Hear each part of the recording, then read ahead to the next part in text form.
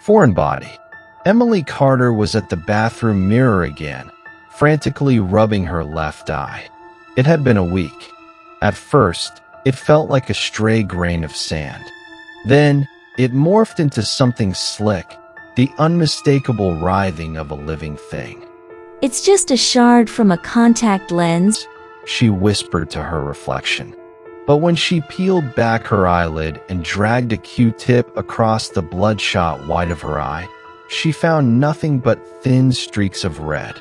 The wrongness only intensified.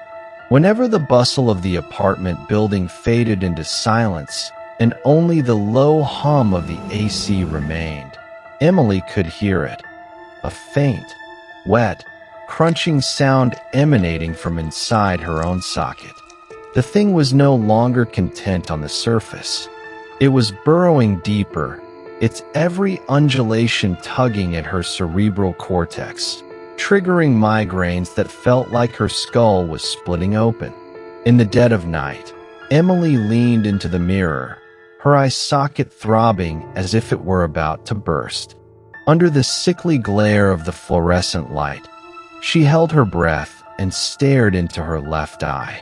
Suddenly, her heart skipped a beat. At the edge of the iris, where the black met the white, a thin, dark red thread slowly surfaced. It wasn't a blood vessel. It was nodding, rolling, and spinning like a microscopic worm trapped in a glass marble.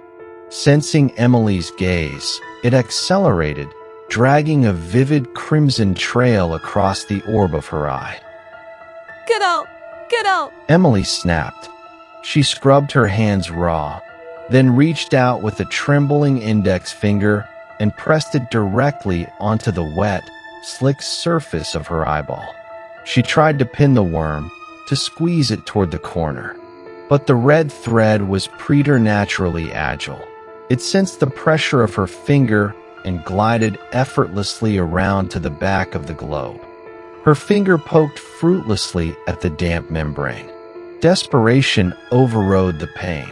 Her fingernails left bloody gashes on the delicate conjunctiva, yet the worm merely peeked out again. It pressed upward, creating a tiny bulge on the surface. It was pushing against her cornea from the inside, as if trying to drill through the transparent film to get out. Emily was hollowed out by despair. She tried everything: eye drops, ice packs, even the tip of a needle in a moment of madness. But the worm was part of her now, unyielding. Every attempt only made it writhe more joyfully, deeper and deeper. Finally, during a searing spasm that felt like an electrical current surging through her brain, the red thread extended several, even finer tentacles. These filaments looked like bioluminescent, translucent wires, glowing with a faint red phosphorescence. They began to crawl along her optic nerve, creeping toward her cerebral cortex.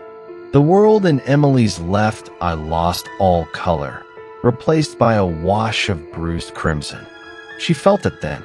The worm wasn't just invading, it was connecting. It was no longer a parasite in her eye.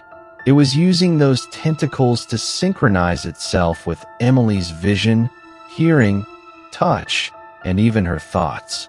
Emily felt her consciousness being slowly paved over by a layer of cold, alien intelligence.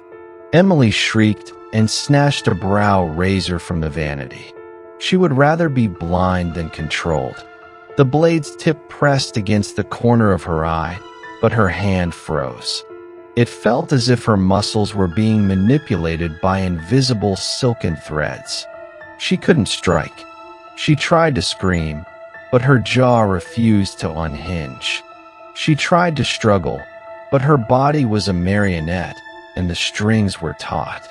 Emily could only watch in the mirror as the pupil of her left eye was devoured from within, piece by piece, until nothing remained but a dense, writhing mass of red threads. The next day, Emily went to work on Wall Street as usual.